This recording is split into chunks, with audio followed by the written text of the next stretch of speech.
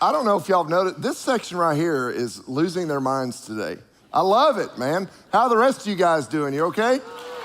It's great to see you guys. You got folks sitting back in overflow. We've got our online campus. Help me say good morning to those guys. Love having them with us. On big holiday weekends like this, we always have people who are part of our online campus that'll show up to church. And I was telling some of our staff that last night after the 5 o'clock, this is our 10th Easter gathering of the Easter season this year. And so last night after the 5:30 service, I was up toward the nursery and there was this guy there. It's about my dad's age. And he was with his family, so kids my age, and they were picking up their kids in the nursery. And he kept staring at me, and I was like, hey. And he's like, I just gotta be honest with you. I think I like you better online than I do live. He goes, you actually look thinner online than you are live. And I was like, well, I like you better online too. And you could tell, I mean, it was absolutely hysterical. This dude, you could tell he'd been waiting to say that to me forever. So if you are someone who watches us online and you happen to be here to visit family, I'm really glad that you guys are here. I know the crowds are just nuts this weekend, but I hope you had a chance to take a family photo out front. We've got a thing there you can stand in front of. People have been doing it all weekend long. This may be my favorite right here. Those guys are absolutely hysterical. They did that on Friday night. I don't think they thought anybody was watching them. I saw them do the Charlie's Angel pose. And but we were able to give that one. They shared that with us. But I hope you guys will take advantage of that. The thing I like about Easter, it's not that spring may or may not be coming to Knoxville, like it's a marker that spring is here, or that all over our city and all over our country, churches are packed full of people. But it really is a global celebration. And we have someone who's on our staff. If you have a child that's ever been in our nursery or preschool, up front, you have probably met Irina. She's kind of the campus mom here. And Irina is from Poland. And she had a chance to go home. And so she's worshiping with her family in Poland. I think we got a picture of that too. They're 6 hours ahead of us, so that's Easter Sunday morning there. And they do a very cool thing. She was telling me before she left that they do a blessing of the food. And so you're supposed to bring everything you're gonna eat in a basket. And then the priest or whoever comes along and they bless the food collectively as a congregation. I thought, well, that's really weird, but it's also very cool. And so if you're going home to eat ham and you want your ham blessed, just hit me up on Twitter and I'll give you the kind of blessing if you want it. But that's really kind of a sweet thing to know that Irina and her family are worshiping the resurrected Jesus just like we are on the other side of the planet. And of course, I'm also mindful of, if you've seen the news, that the church bombings in Sri Lanka, if you ever want to do something to a group of Christians, you do it on Easter Sunday.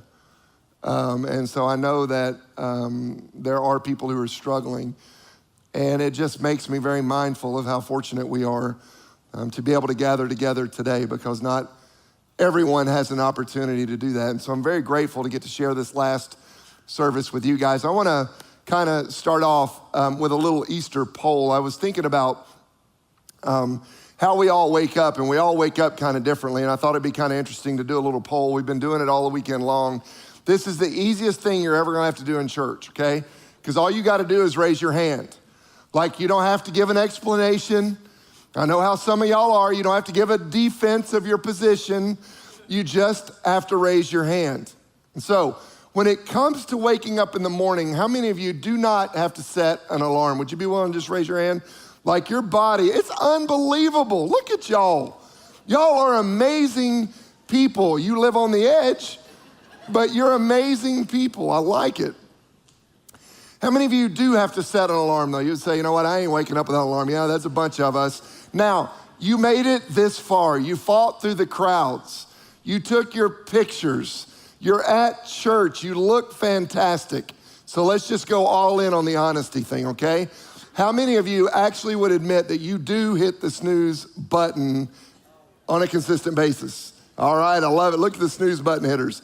I'm one too, I love it. Well, that's actually statistically kind of keeping in line with what experts have found. Because as you might imagine, there are people who study the habits around sleep. And what they found is that the majority of Americans hit the snooze button at least twice every single day. And some of us are chronic snooze hitters maybe, right? We believe that if we just had like 5 more minutes of sleep, I don't need an hour, I don't need 3 hours. If I can just get 5 more minutes, then my day is gonna be on point, right? If I could get just 10 more minutes, that would be an absolute game changer. Now, here's the deal. Fortunately, we have some scientific research on our side. Science has proven, y'all aren't gonna believe this, that you and I can have the extra 5 minutes or the extra 10 minutes if we will simply go to bed earlier the night before. Isn't that revolutionary? Like you can have all the sleep you wanna have. It's crazy. But listen, forget science for a second. We love to hit the snooze button. And people who study this stuff say that those of us that like to hit the snooze button, it really does have a very real effect on our day. Like people who hit the snooze button have a tendency to wake up more groggy than we would if we just got up the first time the alarm went off. And not only does it cause us to feel groggy, but we end up feeling rushed, and some of us end up feeling behind. And it not only affects our morning, but there is enough evidence to say that it ends up affecting our entire day, all because we gotta roll over and get that extra 5 minutes. Now, what does this have to do with Easter? Well, I am really glad you asked. I believe that when it comes to what matters most, that if we could be honest, there's a bunch of us, we hit the snooze. And when it comes to real life, the life that God created for us and the life that God is constantly inviting us into, then most people have a tendency to hit snooze. And they just sort of sleepwalk their way through life. Maybe you felt like that or experienced that in your own life.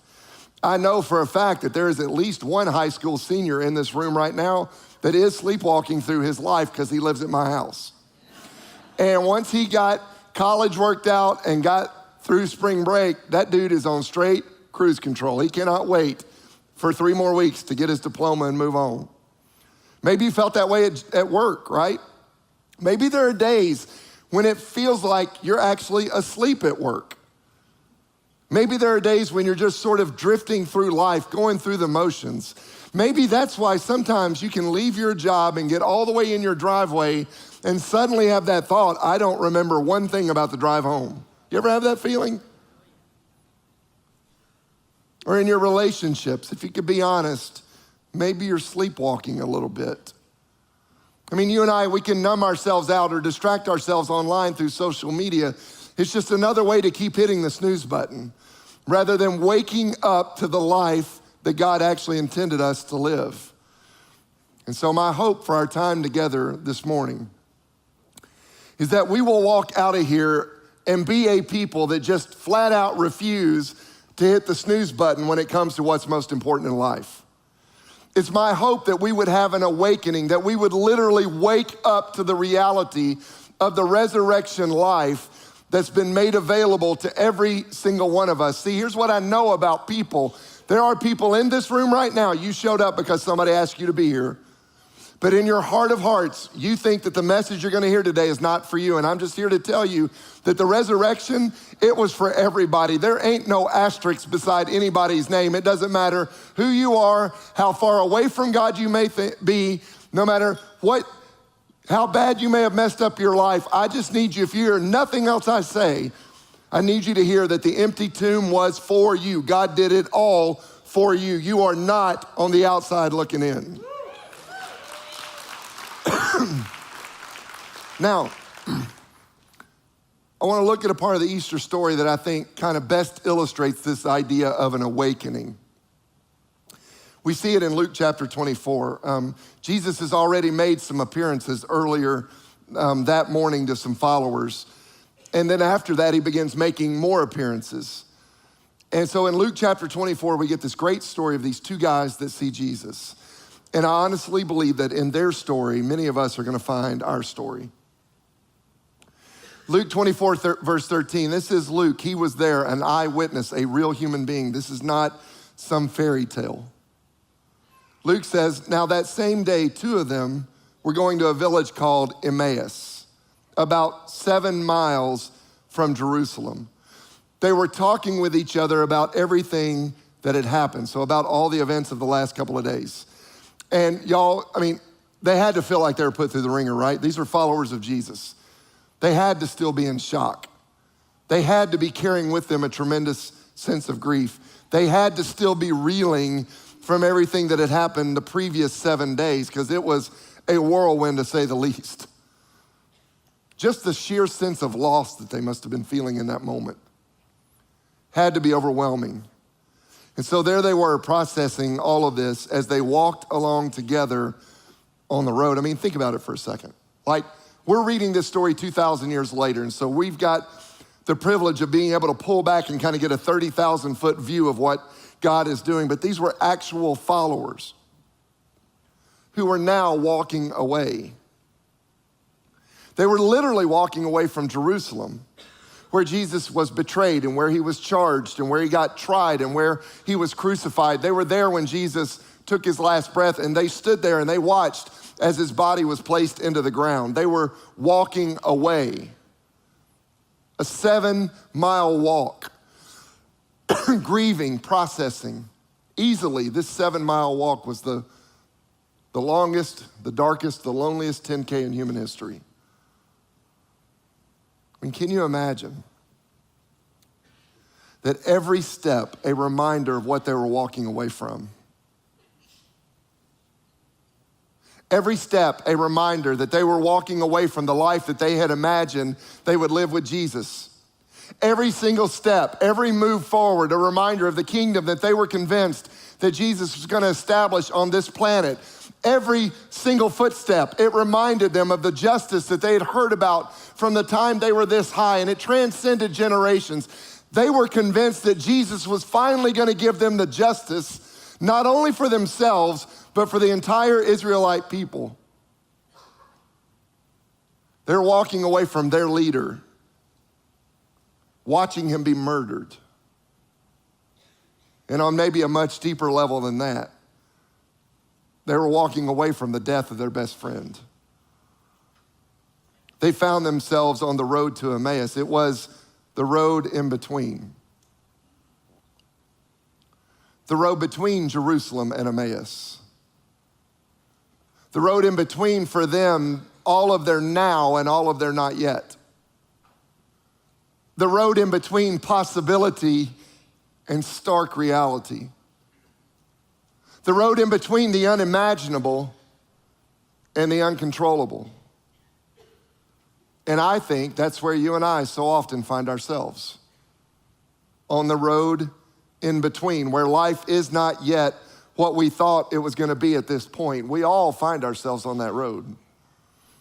Maybe you found yourself on the road in between in your career. Like when you started this job or you started this company, you had all of these hopes and all of these dreams. You really were convinced that by now, your life was gonna be something different than maybe it is right now. And you thought it was gonna give you a deep sense of fulfillment. And maybe right now you're thinking to yourself, well, I'm already this far into this thing and it's not giving me what I thought it was gonna give me, but I got enough years under my belt, I gotta stay committed to this thing, but I don't know if I'm gonna make it or not. You're on the road in between. You know exactly what that feels like. Or maybe relationally, you find yourself on the road in between. Like you thought by now you would have fallen in love. You thought by this point you would be married by now because most of your friends are. You thought maybe you would have a family by now. You thought maybe the marriage that you did enter into, that it would have made it this far, and maybe it hasn't. Maybe you are married and you're sitting next to your spouse and you're looking at them and you're thinking to yourself, all of this stuff right here, this is not what I signed up for. And maybe you're beginning to realize it's a lot harder and a lot more complicated than you ever thought it would be or planned for. You're on the road in between. Maybe you're here and your road in between is the city of Knoxville because this is not your home, or it doesn't feel like it is your home yet. See, my point is that all of us, listen, all of us find ourselves on the road in between in one way or another. And here's what's crazy. Not only do you and I often find ourselves on the road in between, but that's also where Jesus finds us. In fact, let's look at what happens in the story, verse 15. As they talked and discussed these things with each other, Jesus himself came up and walked along with them. Now, here's the weird part. But they were kept from recognizing him. Now, I find that interesting. So they're walking along and they're discussing everything that had happened in the previous days. Like, they weren't telling each other stories. They were reliving the moments. And then the one that they're talking about walks up beside them, and yet they cannot recognize him. I find that really weird. But it's not the first time that it happened. It happened earlier in the morning when Jesus appeared to the women. Their first thought was, well, that's their gardener. They didn't recognize him. And tradition says that the reason they couldn't recognize him was because he was in a resurrected body. But I don't think it's that complicated. These are people who had walked away from their former lives to follow Jesus. And now they're walking away from Jesus and they don't recognize him. I think it just proves a truth that the further away from Jesus you and I get, the more difficult it's going to be to see him. They can't see him because they weren't looking for him. They had been through all of the circumstances of the story. They had seen all the details of the events that took place. They were not looking for a resurrected Jesus because they saw his body put into the ground, and that was not the first funeral they went to.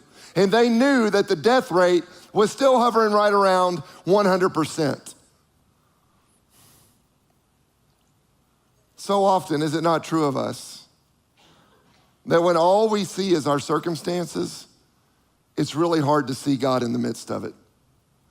Like when all we see is our pain and all we see are our problems and the dilemmas and the drama that we find ourselves in, it's very hard to see Jesus in the midst of that.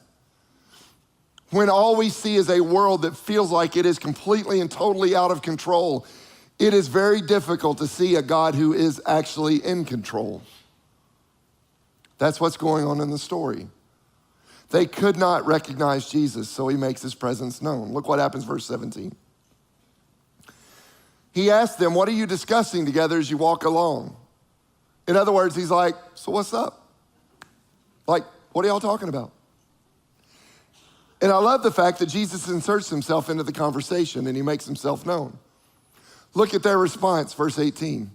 One of them named Cleopas asked him, are you the only one visiting Jerusalem who does not know the things that have happened here in these days? So there's a little irritation in there, right? It's almost as if you're having a conversation with one of your friends and a complete stranger walks up and is like, well, what's going on? What are y'all talking about? And you're like, well, actually, we were talking about you, and now it's very awkward, right? That's what's going on in the story. Jesus inserts himself in, and they're like, are you kidding me? Like, are you completely clueless? How do you not know? Have you not seen the news? Have you not checked your Twitter feed? Have you not seen that hashtag RIP Jesus is trending right now? I mean, imagine if somebody were walking around campus the day after Tennessee won the national championship. And they were like, well, why aren't all the students in class? And like, why is that couch on fire? And why is that guy hanging from a lamppost, right? I mean, you'd be like, are you kidding me right now? Like, do you not know what the Vols just did? I mean, it would be unfathomable that you could miss something like that. Well, that's how they felt in this moment. Are you the only one who's visiting Jerusalem and does not know the things that have happened? And I love how Jesus just keeps the conversation going. Well, what things, right? And this is what's so fascinating. They begin to tell Jesus about Jesus. They begin to tell the story of what happened. They say he was a prophet, powerful in word and deed before God and all the people. The chief priests and our rulers handed him over to be sentenced to death, and they crucified him. But we had hoped that he was the one who was going to redeem Israel. And what is more, it's the third day since all this took place. In addition, some of our women amazed us. They went to the tomb early this morning but did not find his body. They came and told us that they had seen a vision of angels who said he was alive. Then some of our companions went to the tomb and found it just as the women had said, but they did not see Jesus. They began to tell Jesus about Jesus. And I love the fact that he doesn't shut them down. Like he could have been like, duh, I'm here. But he doesn't do that. He just gives them space. Space to grieve. And space to mourn. And space to just sit in the reality of the moment. He gives them space to tell their story. Jesus keeps walking with them on the road until finally he gets to a point in verse 25 where he decides to interrupt them. He said to them, "How foolish you are and how slow to believe all the prophets have spoken." Now, in our language, that word foolish has a very negative connotation to it, but in the original language, in the intent of this word, it was not negative at all. It was Jesus' way of saying, oh man, you guys have missed it. Like you've given me all the details of the story, you got that right, but you missed the bigger point. Then he asked them a question. Did not the Messiah have to suffer these things and then enter his glory? And beginning with Moses and all the prophets, he explained to them what was said in all the scriptures concerning himself. So now Jesus is telling them about Jesus. As they approached the village to which they were going, Jesus continued on as if he were going further. It's interesting. He went on as if he were going to leave them and go on further. It's almost as if there's something you and I are supposed to get right there. And I think it's this, that Jesus will never force himself on anybody. He loves us way too much to force us to love him. In fact, if there's not a real choice, there's not real love. And so Jesus is prepared to keep on walking. He puts the choice in their lap. In verse 29, they make their choice. But they urged him strongly, stay with us, for it's nearly evening, the day is almost over. So this complete stranger, over the course of one conversation, has suddenly become a companion. So he went in to stay with them. When he was at the table with them, he took bread, gave thanks, broke it, and began to give it to them. Then their eyes were opened, and they recognized him, and he disappeared from their sight. It's classic Jesus. I find it very interesting that their eyes were not open until Jesus went to the bread.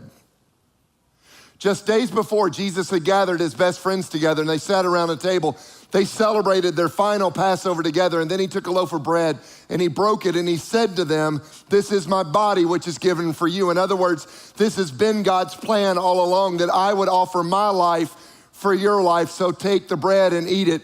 Take the sacrifice that's about to be offered on your behalf because I'm doing it for you. That's how much God loves you. It's interesting that once their eyes are opened, it was back at that point of remembrance, and then they could see Jesus. It was in that moment that they could see that he had done everything that he said he would do. It was in that moment that they finally realized, oh, wait a second, maybe death has been defeated. It was in that moment when they realized, oh man, sin has been silenced and the separation between us and God has finally been solved, not only in this moment, but I got a sneaking suspicion it goes all across human history. See, their eyes were open and they were finally able to see who it was in their midst. And look at what they said in verse 32. Were not our hearts burning within us while he talked with us on the road and opened the scriptures with us? Were our hearts not burning within us? When's the last time your heart burned? When is the last time your heart started to beat so much that you felt like it was gonna pop out of your chest because you just had this reality, this awareness of God's presence or God's power or God's peace, where you were able to see what your eyes could not see simply because you believed?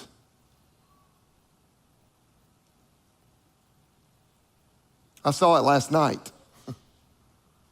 Because of what I do for a living, I get to see and be with people who take their last breath.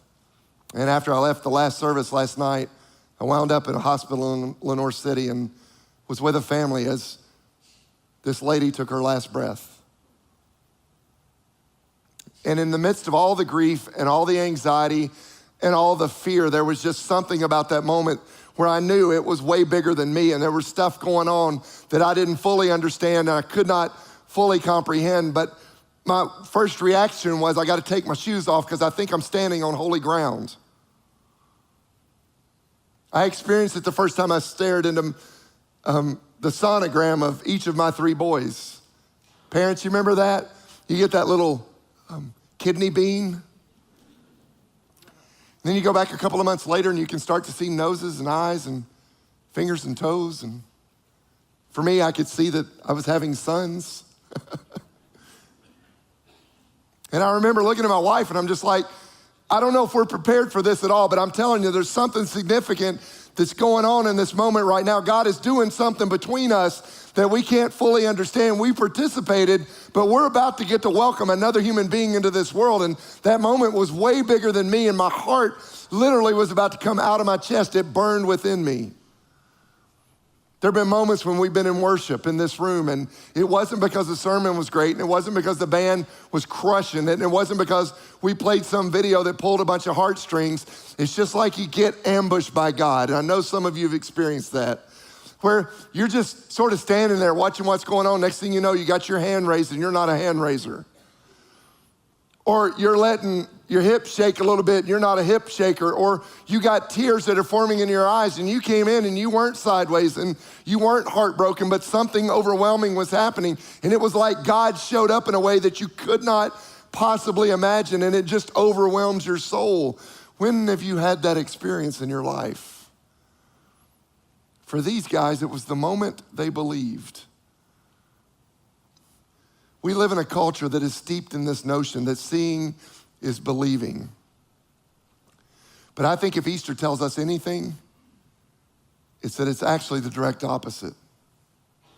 That believing is seeing. I think 2 of the most powerful words that any human being can speak are I believe. I believe that when I say I believe, God, you open up my eyes to your loving presence in my life. I believe that you actually did do it all, that you made a way for me when there was no way. I believe that in spite of what the voices have been telling me, I believe that you do still love me. I believe that you want to be in a relationship with me. I believe that I am your son or I am your daughter. I believe in the possibility that I can have a new life. I believe that in you I can begin again. I believe that in you I am more than a conqueror, that my sin, my circumstance, my situation does not get to have the say in my life. I believe that because the tomb is now empty, that I can have victory and I can find freedom and I can step into new life. And it is possible for me to experience a peace that surpasses understanding. It's 2 incredibly simple words. I believe. And friends, I stand before you to tell you that I believe that the cross has been abandoned, and I believe that the tomb was borrowed and that it is still empty today. And I believe that it is possible for you and I to step into new life, to begin a relationship that will be the game changer. And I believe that one day he's gonna come back.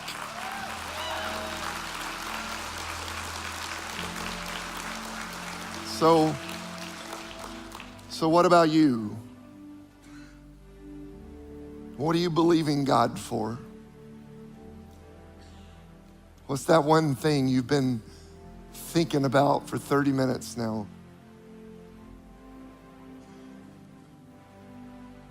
And are you willing to speak the words, I believe? You don't have to fix it. You don't have to apologize for it. You don't have to get all the answers for it. You just got to start somewhere. And for me, it starts with, I believe. I'm going to ask you if you would to stand to your feet, and we're going to sing just 1 or 2 verses of a song. I know we've gone a little bit over, but I want you guys to hang around. And I want you to know that the altars of our church are always open. And I know on Easter, when there's such huge crowds, that it can feel a little goofy, but I want you to know there's nothing weird. I'm not trying to manipulate you guys, but I do want to give you an opportunity to say, I believe, or for some of us, I believe again. We've had people respond all weekend long. It's been absolutely amazing. A lot of business has gotten done down at this altar. And so I want you to know that the same opportunity is available to you. If you don't have a relationship with Jesus, it starts with I believe. That's it. I believe that you love me. I believe that you want to be my Savior, and I'm inviting you to be Lord of my life. I believe. If it's been a while since you've had a conversation with God, you can come back to God today. It's just simply saying, I believe. If coming down front's too much for you, because we're not a every head bowed, every eye closed kind of church, you can do that right there where you're standing. You can start a new journey today. You come now in the name of the Father and of the Son and of the Holy Spirit. Amen.